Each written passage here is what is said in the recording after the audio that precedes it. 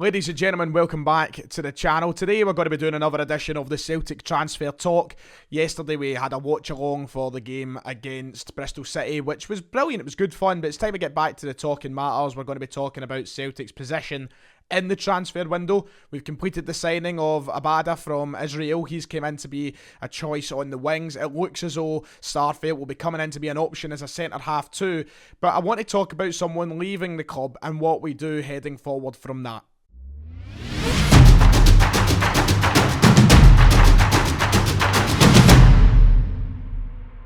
Before we go any further with the video, please make sure to hit that like and subscribe button down below the video. It only takes a second and it's absolutely free. You guys have been smashing it recently. We are now at 27,500, nearly at 28, and we're on that road to, of course, 30k, which I'd love to hit as soon as possible. So if you haven't already and you enjoy the content, please make sure to hit like and subscribe. Now, today's Celtic transfer talk might not be as eventful as the usual ones. We're not here to talk about the guys who could potentially be coming in, looking what we could be adding to Celtic. We're looking at something that we're losing. We're looking at a player who's going to be leaving the club, it looks as though in the coming days, and a player that I think we're going to really struggle to replace. Hopefully we do replace with Starfelt coming in, but a guy that I feel like the money that we're bringing in, there's a lot of conversation to go around this. We'll start from the start and we'll get to my point at the end, but basically what I'm saying is Kristoffer Ajer looks to be leaving Celtic, and I think we're going to miss the guy. You can kind of take this as my farewell Kristoffer Ajer video, in all honesty. That's what this kind of feels like. I've been a massive fan of Kristoffer Ajer since the day he broke into the first team at Celtic. He was someone who I was excited to see sign for the club. If you've been watching me for that long, you'll know that.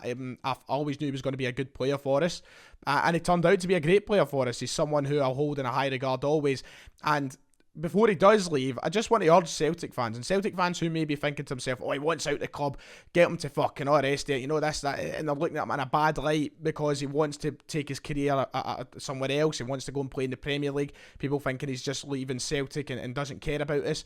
Kristoffer Ajer was one of the few players last season, out of maybe 2 or 3 guys, who really looked as though they cared.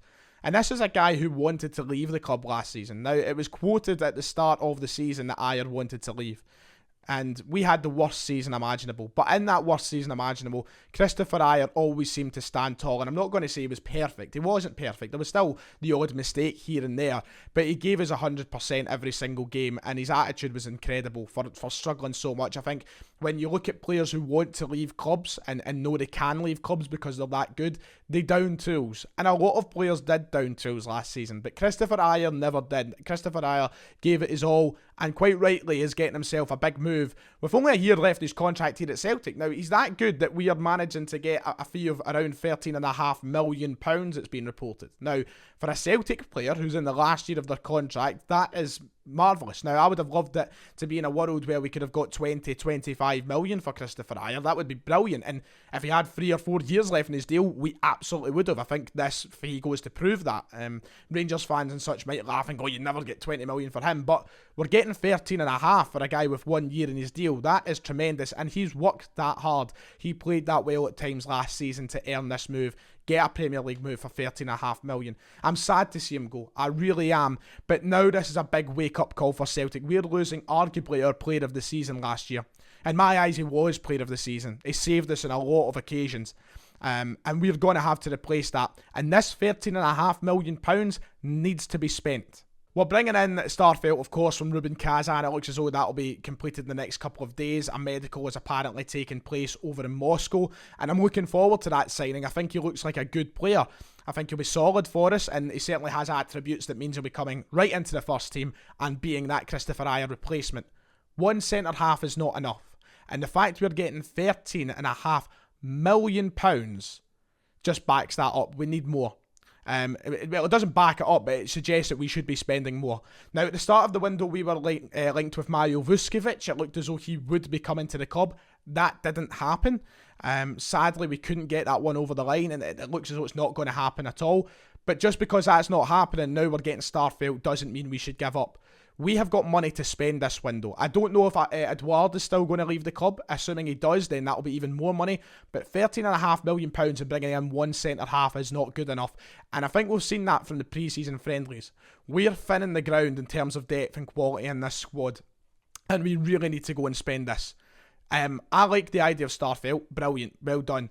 But if Don Mackay is saying that and I don't know how much Ange will have a say in all of this, but if Don Mackay is telling us that one centre-half besides Stephen Welsh, Julian, who's injured, we don't know when he's back, Origidi and these other young guys is good enough for us to go and challenge and try and improve and go for that title this season, that's not the case. Absolutely not. We need another centre-half brought in, and I'm fully expecting Celtic to go and use that £13.5 million. I'd be putting my trust in Ange Postecoglou to bring in the right player. That's what we have to do. Now, Don Mackay sat there at every press conference, be it mainstream media or fan media press conference, said he's brought in the guy he trusts, he backs him, and this, that, next thing. We'll show that then. Put the money in. Get the reward out of it by giving Ange the money. I'm not confident at having Stephen Welsh being a starting centre-half for God knows how long. Julian will be back eventually, and that'll be great. I think Julian and Starfelt could be our starting centre-half partnership. But it doesn't mean we just forfeit until Julian is fit. Doesn't mean that we go and turn to Welsh. I like Welsh. I think he'll improve. Definitely. He quietly got better, I think, over certain games. But let's not hide away from the fact that Stephen Welsh was shoehorned into the team because Shane Duffy was that bad. Kristoffer Ajer leaving is going to open up a lot of problems if Starfelt doesn't really match that quality. And I'm suspecting he will, but that's a risk. And it's why we need to bring in another centre-half. We've got a deal now which is money up front. Brentford have changed their deal around to let Ajer go. Ajer's of course desperate to go. It looks like he really wants to leave, and that's fair. I think he served his gentleman's agreement. We said, come on, stay and help us win the 10, and now he's off. But we're getting money up front now, and we need to reinvest that. We can't go back to the same problems that have held us back over the last 12 months and not wanting to pay for other players. And what's held us back for a few years, really? It's the reason we've not progressed in a bigger scale past the domestic stage, because we haven't been willing to go out and shell out money on other players. We have the money there now. There's no excuse. Across the whole back line, we need players, but I just don't feel like that one centre-half in Starfelt is enough. We were all saying it at the start of the window, and this is the part that I'm worried about. When this rebuild was happening, we all had this vision that we, of course, would be bringing in players by the day. 1, 2, 3, 4, 5, 6 players coming in the door. Fantastic. The rebuild is well underway. It hasn't quite went like that, which is not concerning because football's not as easy as that. We've got quarantines to set up and all the rest of it. We were all saying we need 2 centre-halves. That conversation has sort of petered out a little bit, and that worries me. Are we not putting as much pressure or stress on the fact that we really do need depth there? Because we're one other injury away. Just say Julian does come back. Okay, Julian's back, Starfelt's there as well. We've got 2 centre-halves. Absolutely fantastic. Brilliant. There's our starting centre-halves. What happens when one gets injured again? Are we going back to playing the boy who some may say is not good enough? Are we going back to one of the people who were part of the problem last season? Are we just going back to, frankly, in my eyes, playing someone who's not good enough to be a starting 11 player at Celtic? That is the issue.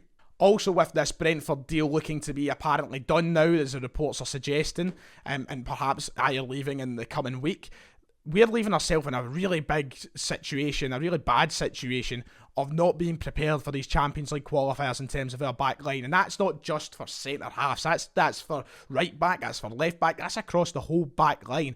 Barkas also looks as though he's fractured his fingers, he might be out for that game. So we're looking at a situation where we're bringing in Starfelt, yeah, but will he be ready to play come Tuesday?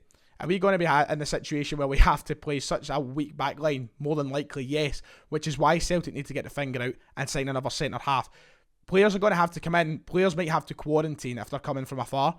They're also going to have to get into training. They're going to have to be examined to see if they're match ready. They're going to have to fit into the system. All these things, when the first league game of the season as well is rushing up, it's coming here, it's nearly there. And I just feel like we've not prepared ourselves enough. And with one centre-half signing, with Ajer leaving the club, I just don't think it's enough. It'll be interesting, to say the least. We'll wait and see how the next few days go. We need to get these signings through the door, but I am particularly worried about that back line. And with Ajer leaving the club, I would like the confidence to be shown in Ange Postecoglou to let him go and recruit another centre-half. I really think that's vital, and there's not enough stress being put on it. Because I feel like the club are going to be happy with just Starfelt coming in, and to me, it's just simply not enough. We need someone else. Anyway, that'll about do it for today. It's just, Kristoffer Ajer's gone. I feel like we really need to examine ourselves at that back line and understand that a back line in the European qualifiers, never mind the league games, of Ralston, Welsh, Taylor and Beaton or whatever is not good enough. It's simply not good enough because we don't know Starfelt's going to be in there. Assuming he is, maybe take out Beaton. Still for me, Ralston, Starfelt, Welsh and Taylor, it's not good enough for me. We really do need more players, and I'm hoping the board recognise that with the 13.5 million we're about to bring in for Kristoffer Ajer. Let me know what you think in the comments below. Make sure to hit like and subscribe, and I'll see you all next time.